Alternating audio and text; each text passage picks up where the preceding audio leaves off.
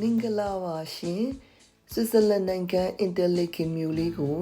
2024ဩဂတ်လတုန်းကသွားခဲ့ကြပါတယ်လန်ဒန်ဟီသရိုးကနေဇူရစ်ကိုအရင် Swiss Air နဲ့သွားခဲ့ရပါတယ် Swiss Airline ကိုပထမဦးဆုံးအချိန်စီးပူတာပါဇူရစ်ကနေလူဆန်ကနေတဆင်းအင်တာလီကင်ကိုရထား4နာရီလောက်စီးရပါတယ်လူဆန်းကနေအင်တာလီကင်သွားတဲ့ရထားလမ်းမှာညာဘက်မှာထိုင်ရင်ဘေးနားမှာရှိတဲ့ Alps တောင်တန်းကြီးတွေရဲ့ချစ်စရာကောင်းတဲ့Swiss ရွာလေးတွေအများကြီးကိုမြင်ရမှာပါဒီဆွစ်ဇာလန်နိုင်ငံတစ်ခုလုံးကရှုခင်းနေအရန်လှပါတယ်စောင်းတွေမှာတောင်တွေပေါ်မှာနှင်းတွေဖုံနေပြီးနှွေးမှာတော့စိမ့်ဆူပြီးလှပနေတာပါပဲကျမတို့ကဒီတစ်ခေါက်မှာတော့ Interlaken တဝိုက်မှာရှိတဲ့ Jungfrau region ကိုသွားကြည့်ကြမှာပါ Interlaken မှာဒီ Hotel Tel ဆိုတဲ့ hotel လေးမှာတည်ပါတယ်ရထားဆိုင်တဲ့ Interlaken Old Station နဲ့မိနစ်20လောက်လမ်းလျှောက်ရင်ရောက်ပါတယ်ဒီနေ့ညနေတော့ Interlaken ရဲ့အမြင့်ဆုံးနေရာဖြစ်တဲ့ Haderkum ကိုတက်ကြည့်ကြပါမယ်Haderkum ကအမြင့်မီတာ1300ကျော်မြင့်နေInterlaken လေးကိုမိုးပြီးတော့ကြည့်နေတဲ့တောင်ကလေးပေါ့နော် Interlaken Old Station ကနေပြီးတော့10မိနစ်လောက်လမ်းလျှောက်လိုက်ရင်ဒီတောင်ကြီးကိုရောက်ပါတယ်တောင်ကြီးကနေ funicular ရထားလေးနဲ့10မိနစ်လောက်တက်လိုက်ရင်တောင်ပေါ်ကိုရောက်ပါတယ်ဒီတောင်ပေါ်ကနေInterlaken မြို့လေးနဲ့ဘေးပတ်လည်းအကုန်လုံးကို panoramic view မြင်ရမှာပါ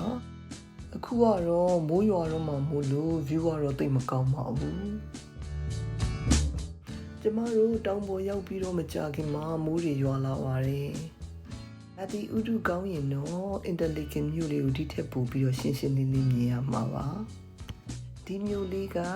ရေကန်ကြီးနှစ်ကန်ရဲ့ခြားထဲမှာရှိပါတယ်မြို့ရဲ့အရှိဘက်ကရေကန်ကို Lake Brienz လို့ခေါ်ပါတယ်ဒီ panorama view point ကိုရောက်ဖို့ကျမတို့တန်းစီစောင့်ရပါတယ် view point ကိုရောက်တော့လေရာသီဥတုကလည်းတိတ်မตาရတဲ့အခါကျတော့ view ကတော့တိတ်မကောင်းပါဘူးနောက်မှမြင်ရတဲ့ကန်ကတော့ Lake Thun လို့ခေါ်ပါတယ်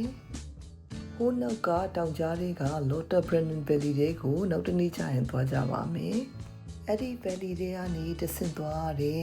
ရမ်းလှတဲ့ရွာလေးတွေနဲ့တောင်တန်းတွေကိုနောက်ဗီဒီယိုထဲမှာပြထားပါမယ်ဒီ Haderkum ကနေပြန်ဆင်းမှာတော့ funicular ကိုတော်တော်ဆောင်းလိုက်ရပါတယ်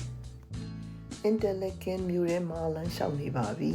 Interlaken East Station ကနေပြီးတော့တည်ကြီး Interlaken West Station အထိကိုတည်သွားတဲ့လမ်းမကြီးပါအရန်လာတဲ့ဟိုတယ်ကြီးတွေနဲ့ tourist တွေအတွက်ဆိုင်တွေအများကြီးရှိတဲ့ဒီလမ်းမကြီးဆိုတော့လူတွေအကုန်လုံးကဒီမှာပဲလာပြီးလမ်းလျှောက်နေကြတယ်လို့ပါပဲ tourist attraction မြင်းလေးတွေစီးတဲ့ tourist တွေလည်းအများကြီးတွေ့ရပါတယ်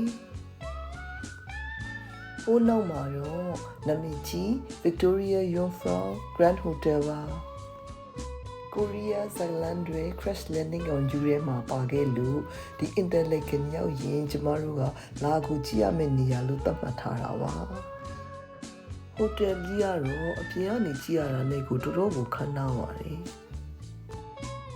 ညနေစာကိုတော့ဒီလမ်းမပေါ်က Italian restaurant လေးမှာပဲစားလိုက်ကြပါတယ်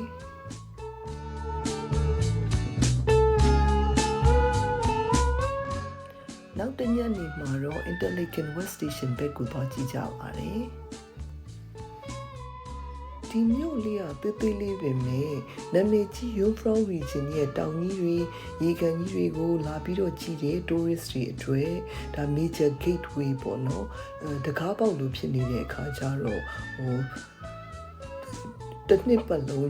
tourist တွေအများကြီးနဲ့အမြဲတမ်းစီကားနေတဲ့မြို့ကလေးပါပဲတဲ့ဒီမြို့ကိုလာရင်တော့ဒီ flagship store ဆိုတဲ့ tourist souvenir ရောင်းတဲ့ဆိုင်လေးပေါ့အဲ့ဒီဟာလေးကိုလာပြီးတော့ကြည့်ပါအထဲမှာပြင်ဆင်ထားတာတွေကအရန်ကိုလှပါတယ်မျက်နှာကျက်ပေါ်မှာ Swiss knife တွေနဲ့ Switzerland နိုင်ငံအလံကိုပုံဖော်ထားပါတယ် အထက်နှစ်ထပ်လုံးမှာဆွစ်ဇာလန်နိုင်ငံ trip ပစ္စည်းတွေကမ္ဘာပေါ်မှာအရင်နာမည်ကြီးတယ်ပေါ့နော်Swiss Army knife တို့နာရီတွေ chocolate တွေအင်ဂျီတွေအများကြီးပဲပြထားတာအရင်လေးစိတ်ဝင်စားစရာကောင်းတယ်လို့လှပပခင်းကျင်းထားပါတယ်ဒီနားတစ်လျှောက်မှာလေJungfrau region ကရွာတွေကိုသွားတယ် tourist တွေအတွက် booking လုပ်ဖို့နေရာတွေ paragliding လုပ်ချင်လည်းလုပ်လို့ရတယ် booking လုပ်မယ့်နေရာတွေပြီးတော့ casino တွေရှိပါတယ် Victoria Jungfrau Hotel တဲ့ဓာတ်ပုံထပ်ပြီးရိုက်လိုက်ကြပြန်ပါပြီဒီနာမည်ကြီး chocolate ဆိုင်လေးလည်းဝင်ခဲ့ပါသေးတယ်ကဘာတဝမ်းကလူမျိုးပေါင်းစုံလာတော့စားတောက်ဆိုင်တွေကလည်းအမျိုးစုံတွေ့ရပါတယ်အထူးသဖြင့်အိန္ဒိယကျွန်းဆွေကလူတွေလည်းတော်တော်များများ tourist အနေနဲ့လာကြတော့ဒီလမ်းလေးဆိုလို့ရှိရင် Indian Pakistani ဆိုင်လေးတွေလည်းအများကြီးရှိပါတယ်ဒီနေရာကနေ Jungfrau region ကိုရှောက်လေခဲ့တဲ့ဗီဒီယိုလေးတွေကိုလည်းအားပေးကြပါရှင်အခုလိုဆုံးထိကြည့်ပေးတဲ့အတွက်ကြောင့်ကျေးဇူးအများကြီးတင်ပါတယ်